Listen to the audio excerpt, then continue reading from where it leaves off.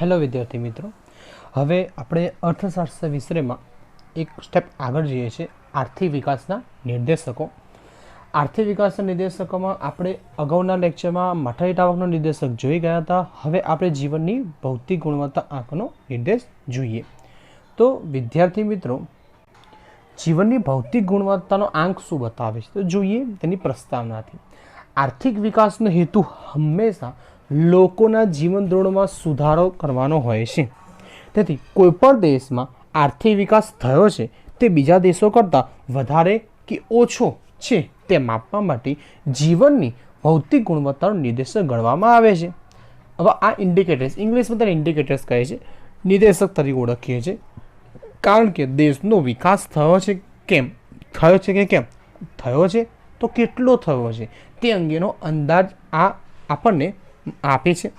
ત્યાર પછી જીવનની ભૌતિક ગુણવત્તા એટલે શું તો તેમાં એક બે બાબતોનો સમાવેશ થતો નથી. તમે જોઈ શકો છો કે માનવ જીવનની ભૌતિક ગુણવત્તા વિવિધ વસ્તુઓ અને સેવાઓની વપરાશના ધોરણો પર આધારિત છે. વપરાશનું ધોરણ જેમ જેમ વધતું જાય તેમ તેમ તેની જરૂરિયાતો પર શું થાય છે? વધતી જાય છે. વપરાશના ધોરણો એટલે સમયના કોઈ એક ગાળા દરમિયાન વ્યક્તિ અથવા વ્યક્તિઓના સમૂહ દ્વારા વપરાશમાં લેવાયેલ ખોરાક, બળતણ, વપરાશમાં લેવાયેલ ટકાઉ અને અટકાઉ વસ્તુઓ, વપરાશમાં લેવાયેલ સેવાઓનો સમૂહ જીવનની ભૌતિક ગુણવત્તા નક્કી કરે છે. તેથી વપરાશના ધોરણને જીવનની ભૌતિક ગુણવત્તા તરીકે ઓળખવામાં આવે છે. તો જીવનની ભૌતિક ગુણવત્તામાં કેટલી બધી બાબતોનો સમાવેશ થાય છે? વપરાશમાં લેવામાં આવેલ ખોરાક, બળતણ, વપરાશમાં લેવાયેલ ટકાઉ અને અટકાઉ વસ્તુઓ, વપરાશમાં લેવાયેલ સેવાઓનો સમૂહ જીવનની ભૌતિક ગુણવત્તા નક્કી કરે છે. આ બધી બાબતોને આધારે ખાસ એ જ જોવામાં આવે છે કે જીવનની ભૌતિક ગુણવત્તા માનવીની વપરાશ કેટલી છે તેની પર આધાર રાખે છે. પછીના ટોપિકમાં એવું લખ્યું છે જીવન ધોરણ ઊંચું જાય તો જીવનની ભૌતિક ગુણવત્તામાં સુધારો થયો છે તેમ કહી શકાય. સ્વાભાવિક છે, લોકોનું વપરાશનું પ્રમાણ વધે તો ક્યારે વધે? જ્યારે માથાદીઠ આવક વધે, રાષ્ટ્રીય આવક વધે, લોકોનું જીવન ધોરણ ઊંચું જાય ત્યારે. તો બીજા નંબરના મુદ્દામાં જોઈએ જીવનની ભૌતિક ગુણવત્તામાં સમાવેશ થતી બાબતો. ક્યારેક 5 ગુણનો આખો પ્રશ્ન પૂછાય છે કે જીવનની ભૌતિક ગુણવત્તા આંક વિસ્તારપૂર્વક સમજાવો. ક્યારેક 2 ગુણમાં એવું પૂછાય કે જીવનની ભૌતિક ગુણવત્તામાં સમાવેશ થતી બાબતો. તો કુલ આપણી પાસે તો 10 બાબતો છે, તમારે 2 ગુણની અંદર 5 કે 6 લખવી. કોઈ એક વર્ષના ગાળામાં દેશના લોકોએ વપરાશમાં લીધેલ વસ્તુઓ અને સેવાઓનો સમૂહ માનવ જીવનને ભૌતિક ગુણવત્તા નક્કી કરે છે. તો કઈ કઈ બાબતો છે? તો પહેલાં લખ્યું છે ખોરાક. તો ખોરાકમાં પાછું શું? તો કેલરી, પ્રોટીન, ચરબીવાળો ખોરાક. બીજું આરોગ્ય અને તબીબી સેવાઓ.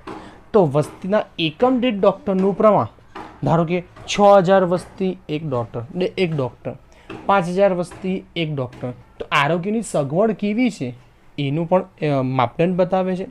રહેઠાણ અને કપડાં. તો ઓરડાની સંખ્યા, તો એક ઓરડામાં કુલ 4 સભ્ય હોય છે અને ઓરડાની સરેરાશ વ્યક્તિ કીધું, સરેરાશ વ્યક્તિ 4, 6 સરેરાશ વ્યક્તિ કીધું. કેટલાકના ઘરમાં 8 પણ હોય, કેટલાકના ઘરમાં 6 પણ હોય. તે રહેઠાણ અને કપડાંનો ઉપયોગ કરવામાં આવે છે. શિક્ષણ અને મનોરંજન. કેટલા ટકા વસ્તીને પ્રાથમિક, માધ્યમિક, ઉચ્ચતર શિક્ષણ મળે છે? ટીવી, થિયેટર્સ વગેરે. આ પણ જરૂરી છે કારણ કે શિક્ષણ તો હવે પ્રાથમિક જરૂરિયાતોમાં આવે પણ મનોરંજન એ મહોત્સવની જરૂરિયાતોમાં આવે છે. પરિવહન અને માહિતી પ્રસારણ સેવાઓ. વસ્તી દીઠ રસ્તા, રેલવેની લંબાઈ, ટેલિફોન સંખ્યા. આ બધી બાબતો જીવનની ભૌતિક ગુણવત્તામાં આવે છે કારણ કે એક બાબત સાથે સંકળાયેલ નથી, એની અનેક બાબતો સાથે સંકળાયેલ છે. ઉર્જા શક્તિ, માથાદીઠ ઉર્જાનો વપરાશ, પણ આ કેવો છે? સરેરાશ. ઘરના દરેક સભ્ય ઉર્જાનો વપરાશ કરે છે પણ એક વ્યક્તિ એનો ઉર્જાનો વપરાશ કેટલો છે એ સરેરાશ બતાવે છે. દેશની વસ્તીને મળતું પીવાનું ચોખ્ખું પાણી. તો દેશની વસ્તીને પીવાનું ચોખ્ખું પાણી કેટલું મળે છે એ પણ બતાવે છે. સરેરાશ આયુષ્ય. તો આમ અપેક્ષિત આયુષ્ય એટલે શું? બાળકના જન્મ સમયે કેટલા વર્ષનું આયુષ્ય ભોગવી શકશે તે અંગેનો અંદાજ, તેને અપેક્ષિત આયુષ્ય કહે છે. બાળ મૃત્યુદરનું પ્રમાણ. તો દર 1000 જીવતા જન્મેલા બાળકોમાંથી 1 વર્ષની અંદર મૃત્યુ પામતા બાળકોની સંખ્યાના પ્રમાણને બાળ મૃત્યુ દર કહે છે. તો આ બધી શું છે એની વ્યાખ્યા છે, જેના આધારે એવું જાણવા મળે છે કે જેમ જેમ બાળ મૃત્યુદરનું પ્રમાણ ઘટે તેમ દેશમાં આરોગ્યની સ્થિતિ સુધરી છે તેમ કહેવાય. આયુષ્યમાં પણ એવું છે, જેમ જેમ આયુષ્ય વધતું જાય તેમ આરોગ્યની સગવડમાં વધારો થયો છે તેમ કહેવાય, લોકોનું જીવન ધોરણ ઊંચું આવે છે તેમ કહેવાય. ત્યાર પછી આવે છે ડ્રેનેજની સુવિધા. તો પહેલાં મીન્સ કે ગટર લાઇનની સુવિધા ઓછી હતી, અત્યારે હાલ તમે જોજો દરેક જગ્યાએ ડ્રેનેજની વ્યવસ્થા છે. હવે આગળના ટોપિક તરફ જઈએ. જો ઉપરોક્ત 10 બાબતોમાં સુધારો થઈ રહ્યો છે તો દેશમાં માનવ જીવનની ભૌતિક ગુણવત્તા સુધારો થયો છે તેમ કહેવાય. આ બધામાં સુધારો થાય તો માનવીના જીવનમાં પણ સુધારો થયો છે તેમ કહેવાય, કારણ કે આ 10 બાબતો શેના આધારે સુધરે છે? માનવીની ભૌતિક ગુણવત્તાના આધારે સુધરે છે. એટલે માનવ જીવનનો આંક ઊંચો આવે તો સ્વાભાવિક છે કે આ બધી બાબતોનો વિકાસ થાય તેમ કહેવાય. જો સુધારો ન થયો હોય તો કયા ક્ષેત્રમાં સુધારાની જરૂર છે તે જાણી તેના ઉપાયો યોજી દેશના વિકાસને વધારી શકાય છે. શેમાં જરૂરિયાત છે, શેમાં જરૂરિયાત નથી, એ ખાસ બાબત ધ્યાનમાં રાખવી જોઈએ. તો દેશનો વિકાસ વધારે થાય તેના માટે કયા ઘટકોની જરૂરિયાત ઉદ્ભવે છે એ પણ જરૂર છે. દેશના વિકાસમાં વધારો કરી શકે છે. અને ખાસ આની અંદર એ યાદ રાખવું કે જીવનની ભૌતિક ગુણવત્તાનો આંક એ 0 થી 100ની વચ્ચે હોય છે. જેમ 0ની નજીક તેમ દેશનો આર્થિક વિકાસ નબળો છે તેમ કહેવાય, અને જેમ 100ની નજીક તેમ તેની આર્થિક સ્થિતિ કેવી છે? વધુ મજબૂત છે તેમ કહેવાય. તો જીવનની ભૌતિક ગુણવત્તા સુધારવા ઉપર વિકાસશીલ દેશો હવે ધ્યાન આપે છે. કેમ વિકાસશીલ દેશ? કારણ કે વિકાસશીલ દેશોનો વિકાસ હજુ ધીમી ગતિએ ચાલુ છે, મંદ ગતિએ ચાલુ છે એટલા માટે. હવે જોઈએ જીવનનો ભૌતિક ગુણવત્તાનો આંક, કૌંસમાં લખ્યું છે PQLI, physical quality life index. કે જેમાં પરીક્ષામાં એવું પણ પૂછે PQLI નું ફૂલ ફોર્મ, તો ફિઝિકલ ક્વોલિટી લાઈફ ઇન્ડેક્સ.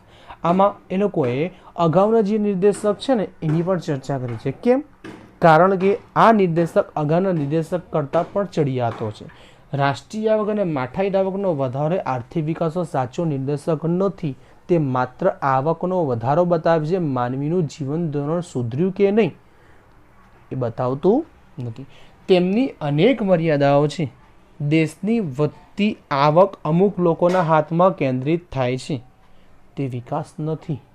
દેશનો વિકાસ તો એવો હોવો જોઈએ કે જે ગરીબોનું જીવન ધોરણ ઊંચું લાવે અને ધનિકોનું પણ જીવન ધોરણ ઊંચું લાવે. નાગરિકોની પ્રાથમિક જરૂરિયાતો પણ દરેક વર્ગને પૂરતા પ્રમાણમાં મળતી હોવી જોઈએ, તો જ દેશનો વિકાસ થયો છે તેમ કહેવાય. વેરી મોસ્ટ એમપી સૌથી છેલ્લું વાક્ય મેં અંડરલાઇન કરી છે, લાલ કલરથી લખ્યું છે કે આ બાબતને ધ્યાનમાં રાખીને મોરિસ ડેવિસ મોરિસે જીવનની ભૌતિક ગુણવત્તા આંકની રજૂઆત કરી છે, જેને ટૂંકમાં આપણે PQLI તરીકે ઓળખીએ છીએ. આ બાબતને ખાસ ધ્યાનમાં રાખવી. PQLI નો આંક કોણે રજૂ કર્યો?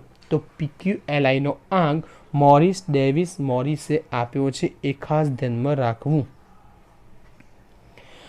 જીવનની ભૌતિક ગુણવત્તાની કક્ષા આર્થિક વિકાસની કક્ષા દર્શાવે, કારણ કે રાષ્ટ્રીય આવક, માઠાઈ આવક માત્ર આવકનું માપદંડ બતાવે છે. જીવનની ભૌતિક ગુણવત્તા માનવનું જીવન ધોરણ કેટલું ઊંચું ગયું છે તે બતાવે છે.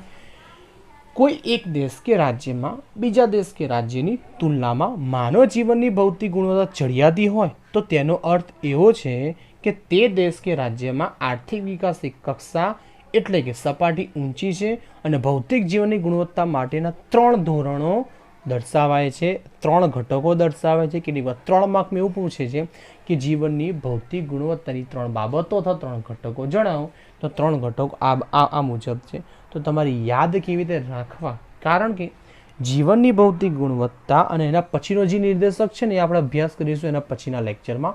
એમાં માનવ વિકાસના બંનેના ઘટકો ભેગા ન થાય એટલા માટે મેં યાદ રાખવાની પદ્ધતિ બતાવી છે. જીવનની ભૌતિક ગુણવત્તામાં તમારે યાદ રાખવાનું C/A, એટલે કે C એટલે શિક્ષણ, બા એટલે બાળ મૃત્યુ દર, અ એટલે અપેક્ષિત આયુષ્ય. તો પહેલો જોઈએ શિક્ષણ.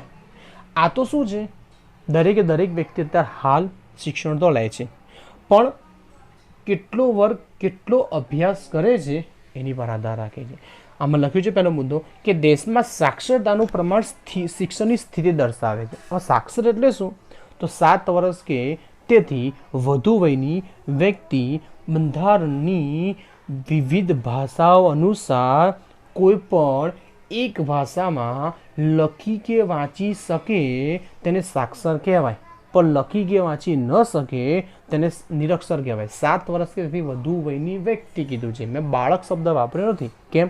કારણ કે વ્યક્તિ પણ હોઈ શકે, બાળક પણ હોઈ શકે, 20 વર્ષનો પણ હોઈ શકે, 25 વર્ષનો પણ હોઈ શકે. દેશમાં શિક્ષણ મેળવેલી વસ્તીના ટકાવારીના આધારે શિક્ષણનું પ્રમાણ જાણી શકાય છે, કારણ કે તેની ટકાવારી પણ હોવી જોઈએ. ધારો કે એમ કહું કે શિક્ષણનું સાક્ષરતાનું પ્રમાણ 74% છે, તેનો મતલબ શું કે 26% કેવા છે? નિરક્ષર છે. શિક્ષણનો વધારો વ્યક્તિના કલ્યાણનો વધારો દર્શાવે. સાચી બાબત છે. શિક્ષણ ઊંચું આવે તો વ્યક્તિનું કલ્યાણ કેવું સુધર્યું છે તેમ કહેવાય. કેરળ રાજ્ય એવું છે જ્યાં શિક્ષણનું પ્રમાણ ઊંચું છે તો ત્યાં કેટલીક સમસ્યાઓ ઉદ્ભવતી જ નથી. વ્યક્તિની કુશળતાનો દેશનો વિકાસ શિક્ષણ પર આધારિત છે. સૌથી અગત્યનો મુદ્દો વ્યક્તિની આવડત, હોશિયારી, અનુભવ, આ બધી બાબત શેની પર આધારિત છે? શિક્ષણ પર. અને દેશનો વિકાસ પણ શિક્ષણ પર આધારિત છે. બીજા નંબરનો મુદ્દો છે અપેક્ષિત આયુષ્ય. પહેલાં વ્યાખ્યા કહી દીધી હતી, ફરી કહી દઉં. બાળકના જન્મ સમયે તે કેટલા વર્ષનું આયુષ્ય ભોગવી શકશે તે દર્શાવતા માપને અપેક્ષિત આયુષ્ય કહે છે. કેટલા વર્ષનું આયુષ્ય ભોગવી શકશે તેનો અંદાજ, એને શું કહેવાય? અપેક્ષિત આયુષ્ય. અપેક્ષિત આયુષ્યનું પ્રમાણ જેમ જેમ વધતું થાય તેમ આરોગ્યની સ્થિતિ વધુ સારી છે તેમ કહેવાય. ત્રીજા નંબર છે બાળ મૃત્યુદર.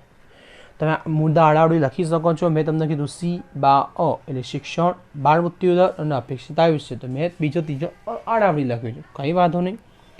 તો ધ્યાન રાખજો, દર 1000 જીવતા જન્મેલા બાળકોમાંથી 1 વર્ષની અંદર મૃત્યુ પામતા બાળકોની સંખ્યાના પ્રમાણને બાળ મૃત્યુદર કહે છે. કેટલીક વાર તમને 1 માર્કમાં પૂછી લે બાળ મૃત્યુદર એટલે શું? તો જ્યારે આ મોટો પ્રશ્ન આપણે કર્યો હોય ત્યારે નાના નાના પ્રશ્નો આપણે અલગથી કરવા પડતા નથી. જો બાળ મૃત્યુદરનું પ્રમાણ ઘટે તો દેશમાં આરોગ્યની સગવડતા વધુ સારી છે તેમ કહેવાય. અને બાળ મૃત્યુદર ધ્યાન રાખજો, બાળ મૃત્યુદર કોની પર આધારિત છે? તો અગત્યના મુદ્દા, પીવાનું સ્વચ્છ પાણી તેને મળતું હોવું જોઈએ, ઘરનું પર્યાવરણ યોગ્ય હોવું જોઈએ, મહિલાઓની સ્થિતિ સારી હોવી જોઈએ, માતૃત્વની કામગીરી પર આધારિત છે.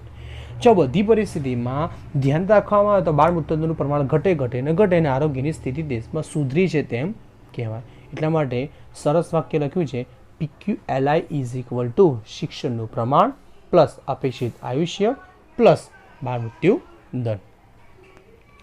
હવે જોઈએ જીવનના ભૌતિક ગુણવત્તાના આંકની રચના. હમણાં જ કીધું હતું કે દરેક ઘટકો એટલે શિક્ષણ, બાળ મૃત્યુ દર, અપેક્ષિત આયુષ્યને 100 ભાર આપવામાં આવે છે. તે ઘટકોની કામગીરીના આધારે 0 થી 100 ના આંકની વચ્ચેના ગુણ મૂકવામાં આવે છે. 3 ઘટકોના ગુણનો સરવાળો થાય છે અને આ 3 સરવાળાને 3 વડે ભાગી સરેરાશ કાઢવામાં આવે છે. જે આંક મળે તેને PQL કહે છે. સ્વાભાવિક છે. શિક્ષણ, બાળ મૃત્યુ દર, અપેક્ષિત આયુષ્ય, 3 ઘટકોને અલગ અલગ 100 ભાર આપવામાં આવે છે. માનો કે શિક્ષણમાંથી મળે છે 100માંથી 74, અપેક્ષિત આયુષ્યમાંથી મળે છે 62 અને બાળ મૃત્યુ દરમાંથી મળે છે 64. તો બધાનો સરવાળો કરો અને ભાગ્યા 3 કરો તો શું મળે? જીવનની ભૌતિક ગુણવત્તાનો આંક. તેની મહત્વની બાબતો હવે જોઈએ. જેમ દેશનો PQLIનો આંક 100ની નજીક તેમ દેશ ઉત્તમ કામગીરી કરે છે તેમ કહેવાય. સાચી બાબત છે. કેમ? એક એક્ઝામ્પલ આપો કે જેમ તમે 100 ગુણની એક્ઝામ આપો છો, જેમ માર્ક્સ વધવા દે તેમ વર્ગખંડમાં પણ તમારી શાક પ્રતિષ્ઠાના પ્રમાણમાં પણ શું થાય? વધારો થાય છે. જેમ દેશનો PQLI 0ની નજીક છે તેમ દેશની કામગીરી ઉત્તરથી કક્ષાની છે તેમ કહેવાય. PQLIનો આંક 0 થી 100ની વચ્ચે હોઈ શકે છે. PQLIના આંકથી એક જ દેશના 2 રાજ્યો કે 2 જુદા જુદા દેશોની તુલના પણ થઈ શકે. સાચી બાબત છે. 2 રાજ્યોની, 2 શહેરોની, 2 દેશોની, કોઈ 2 ગામડાની, કોઈ 2 જિલ્લાની તુલના PQLIના આંક દ્વારા કરી શકાય છે. કયો જિલ્લો કોના કરતાં ચડિયાતો છે, કયું રાજ્ય કયા રાજ્ય કરતાં ચડિયાતું છે. જેમ PQLIનો આંક વધારે તેમ દેશનો આર્થિક વિકાસ વધારે છે તેમ કહેવાય. અને જેમ PQLIનો આંક નીચો તેમ દેશનો આર્થિક વિકાસ નીચો છે તેમ કહેવાય. હવે તેની સકારાત્મક બાબતો, સારી બાબતો. PQLIને માનવ જીવનના ધોરણને સ્પર્શતા શિક્ષણ અને આરોગ્ય જે બાબતોનો સમાવેશ કર્યો છે કે જેમાં કે જેમાં શિક્ષણનું પ્રમાણ અને આરોગ્ય એ અગત્યની બાબત છે. એટલા માટે માથાદીઠ આવકના નિર્દેશક કરતાં PQL ચડિયાત હોય છે. કેમ? માથાદીઠ આવક માત્ર વ્યક્તિની આવક વધી છે તેમ બતાવે છે, જ્યારે PQL એ જીવન ધોરણ બતાવે છે કે માનવીનું જીવન ધોરણ ઊંચું આવ્યું છે. એ કેવી રીતે ઊંચું આવ્યું છે એ બતાવે છે. આર્થિક વિકાસના નિર્દેશક તરીકે PQL રાષ્ટ્રીય આવક માથાદીઠ આવક કરતાં ઓછી મર્યાદાવાળો છે. સાચી બાબત છે. કેમ? કારણ કે તેમાં શિક્ષણ, બાળ મૃત્યુદર, અપેક્ષિત આયુષ્ય જેવા ઘટકોનો સમાવેશ કર્યો છે, જેના આધારે શિક્ષણનું પ્રમાણ વધતું જાય છે અને આરોગ્યની સગવડતાના પ્રમાણમાં શું થાય? વધારો થાય છે. જેથી દેશનો આર્થિક વિકાસ વધુ થયો છે તેમ કહેવાય. લોકોનું જીવન ધોરણ સુધર્યું છે તેમ કહેવાય છે. PQLથી જુદા જુદા એક જ દેશના વિવિધ રાજ્યોની તુલના પણ થઈ શકે છે. શહેરી, ગ્રામીણ, સ્ત્રી પુરુષના PQL બનાવી તેમની તુલના પણ કરી શકાય છે. સ્ત્રી પુરુષ PQL એટલે દર 1000 ગુજરાત રાજ્યમાં દર 1000 પુરુષોની સરખામણી સ્ત્રીઓની સંખ્યા કેટલી? કેરળ રાજ્યમાં દર 1000 પુરુષ કરતાં સ્ત્રીઓની સંખ્યા કેટલી? તો એના આધારે તુલના પણ કરી શકાય છે. ત્યાર પછી જોઈએ મર્યાદા. અગત્યનો મુદ્દો છે. માત્ર 3 જ બાબતોનો સમાવેશ કર્યો છે. કઈ 3? શિક્ષણ, બાળ મૃત્યુદર, અપેક્ષિત આયુષ્ય. આ 3 જ બાબતોના આધારે સચોટતાથી દેશનો વિકાસ થયો છે તેમ કહી શકાય નહીં. સાચો આંક મેળવવા આ 3 બાબતો સિવાયની બાબતોનો પણ સમાવેશ કરવો જોઈએ કે જેથી કરીને તેને ચોક્કસ માપદંડ મળે. વિદ્યાર્થી મિત્રો, આમ જોવા જઈએ તો આમાં 4 જ માપદંડ આપ્યા છે, 4 જ ઇન્ડિકેટર્સ આપ્યા, નિર્દેશક આપ્યા છે. બીજા 5 ઇન્ડિકેટર્સ નિર્દેશકનો તમારા સિલેબસમાં તમારે ઉપયોગ કરવાનો નથી. માત્ર 4 નિર્દેશકનો ઉપયોગ કરવાનો છે. બીજો મુદ્દો, માત્ર સરેરાશ દર્શાવે છે. 3 નિર્દેશકના મળેલા આંકને 3 વડે ભાગવાથી મળતો આંક PQLI છે, જે સરેરાશ બતાવે. સરેરાશથી નિર્ણય લેવાય નહીં, કારણ કે શિક્ષણનો આંક જુદો હોય, આરોગ્યનો આંક જુદો હોય, આયુષ્યનો આંક જુદો હોય, બધાના આંક અલગ અલગ હોય. પણ આ તો શું બતાવે છે? સરેરાશ. સરેરાશના આધારે યોગ્ય નિર્ણય લઈ શકાય નહીં. કોઈ દેશનો PQL દર ઊંચો હોય તો દેશનો વિકાસ બીજા દેશો કરતાં કેવો છે? વધારે છે તેમ કહેવાય. સાચી બાબત છે. હમણાં જ કીધું હતું આ મહત્વની બાબતોમાં, જેમ જેમ PQL આંક ઊંચો તેમ દેશનો આર્થિક વિકાસ વધુ સારો છે તેમ કહેવાય. 3 ધોરણોને માનવ જીવનમાં એક સરખું મહત્વ અપાય છે, જે અયોગ્ય છે. 3 બાબતો માનવ જીવનમાં એક સરખું મહત્વ ધરાવતી નથી. 3 ના ઘટકો અલગ અલગ છે. 3ના ભારાંક પણ અલગ અલગ આપવામાં આવે છે. 3 એક સરખું મહત્વ આપતી નથી. ધનિક દેશોની PQL વધવાની ગતિ કેવી છે? ધીમી છે, કારણ કે સરેરાશ આયુષ્ય અમુક હદથી વધારી શકાતું નથી. એટલા માટે કહેવાય છે કે સરેરાશ આયુષ્ય અમુક વર્ષ સુધી હોય છે. એની ગતિ કેવી છે? ધીમી છે. વિદ્યાર્થી મિત્રો, આભાર.